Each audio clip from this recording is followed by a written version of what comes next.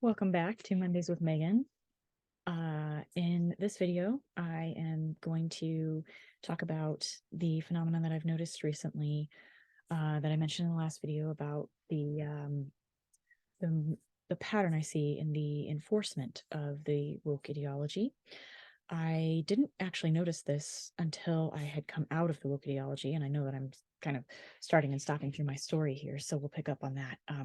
Well, probably not till a couple weeks from now, but I have noticed recently, with the help of some discussions that I've been having with some friends, the major enforcers, the most common enforcers of this woke ideology, which claims to be about dismantling structures of privilege and equalizing the power playing field and standing up for the marginalized, are primarily white women, like myself. Primarily white, middle class women who actually have quite a lot of privilege in the woke ideology scheme of privilege. And they are the ones that are doing the most speaking up and enforcing of the hierarchies. That is the new hierarchies. That is the woke culture. Sorry, I have to move my foot because little kitty wants to be right there. Yeah. So I had started to think about why that might be. I was certainly one of those enforcers, and questioning how is it that I got to fancy myself a voice for the oppressed and the marginalized, when I myself, by the woke standards, had quite a lot of privilege, especially now when, as I've mentioned, sexism isn't really considered an oppression anymore at all, at least not in the cultural narrative. We don't hear much about that, except for the Me Too movement, which is, occasionally pops up here and there again. But why is it that I and those who share my identity as a white woman would be standing up in such large numbers, at least in my experience, larger numbers than any other identity affiliation? So I sorry, I have to sneeze. I didn't lose my train of thought, although I probably will now. Or not. Okay, anyway, I haven't learned how to cut things out like that yet, so you're just going to get the raw cut from this, for the raw take in these videos until I learn how to use YouTube better. Anyway, so the idea that people like me who look like me, not like me, but the people who look like me are the greatest enforcers of this ideology was very curious to me. And I started to realize that one of the things contributing to this, I'm sure there are other things, one of the things contributing to this is the lingering, simmering, smoldering disappointment and betrayal of the 2016 election.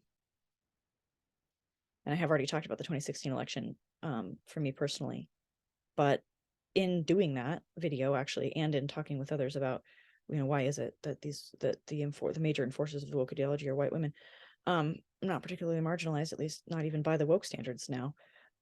Why are they the ones enforcing this ideology? And I think it's because we were promised a victory in the 2016 election that didn't happen. And we were so sure about it happening that we felt entitled to it. I remember women walking around in pantsuits. I remember women walking around with, I don't wear pantsuits. They're hideously uncomfortable. And it's also just not how I roll, but, or, signs or merch that said, the future is female. And that seems like a totally different world now, doesn't it? The transgender ideology has completely taken over that. But in the 2016 election, we were very sure, we were promised this was going to be the first time a woman was president of the United States. And that's probably why there was so much enforcement of you will vote for Clinton if you're a woman that I experienced, as I talked about previously. And it didn't happen. And in fact, not only did Clinton not get to be president, but she lost to the arguably worst president in history on this by the standards of the woke ideology. So it was not just a loss, it was a complete embarrassment. And so we feel now, this is my theory, of course, that we as white women, our power was completely stripped away. The promise of power, the promise of shifting everything towards the female, was not just lost, but completely shattered and mocked and humiliated. So we have to take our power back somehow. And we do that by enforcing increasingly contradictory, self-serving, and hypocritical standards upon one another in the name of morality, lifting up the underdog, being a voice for the marginalized. So there's a lot of guilt and shaming that goes into this because we felt shamed for losing the election, as if we, all women, lost the election, right? So, and that's also probably why you see toxic femininity outcroppings, like the demand to believe all women. I'm not saying that we should not take sexual assault and rape allegations seriously, but it is terrifying to believe all women, that we should just, because women constitutionally are unable to lie, because there's something about being female that makes you inherently believable. I mean, even I as a woman am pretty horrified by this ideology. I mean, do we really want to punish? I mean, think about it in a personal standpoint. You know, the men that are being punished for the women that don't tell the truth, and they do exist, have their lives ruined, and they are somebody's husband, somebody's brother. Do you want that for you? Do you want a false allegation against your son, against your husband, against your brother? But because we have this idea of toxic femininity, of this idea that there can't be toxic femininity, and that this was back in around that time and after the 2016 election, this is another way of taking back power, is that, well, you know, we had this one chance that, you know, we've never gotten closer to having a president that was female in the United States, and that was snatched away. So now we have to find other ways of getting back power, and the you know, believe all women movement is one of those, as well as this enforcing this woke ideology on each other. So because those are these people who look like us, you know, white women, we perceive that we're the only people we can have power over, given the reassertion in the woke ideology mind, the reassertion of the patriarchy, to say the least, in the loss of the 2016 election. Never mind that actually millions of women voted for Trump. But anyway, so I don't think that's all that's going on here, but I think that the 2016 election really was a breaking point, not just a turning point, but a breaking point for lots of different reasons. And it's playing out now in the subtle but insidious ways that women are trying to grasp for power again. And it may also have to do with the fact that we really don't get a lot of permission to talk about sexism anymore, because of the infiltration of the transgender ideology. We are now demanded to accept men in dresses as women. And if you'll notice, most of the more prominent transgender male to female people are white men. So, and they're just making a mockery, an absolute mockery of womanhood.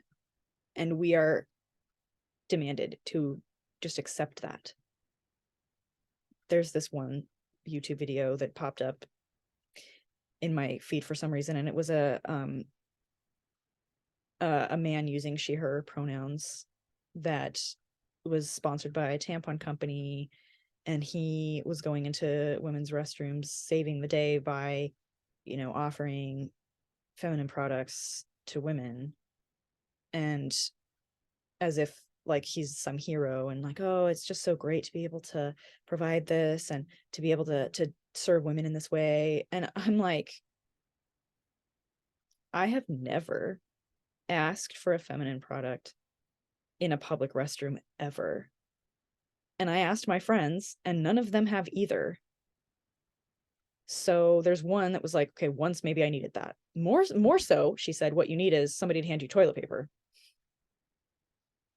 So this is just more evidence that if you're a man, you actually don't know what it's like to be a woman. So the claim that you're transgender doesn't make any sense. Like that, this is just not a common experience for women, really, at all. And he's being sponsored and celebrated and lifted up as if transitioning is some sort of accomplishment. Anyway, I'm getting way off track, but I mean, even liberal women, like there have been times where women are in general, in a vague way, supportive of the transgender ideology, and then when it comes to their kid, they're like, oh, I'm terrified about this surgery they're going to have.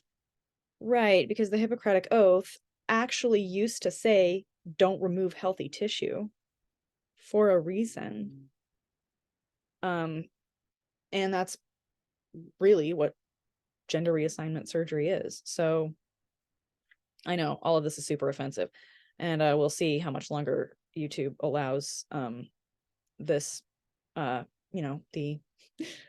other perspective, which actually most people share, if you look at the polls.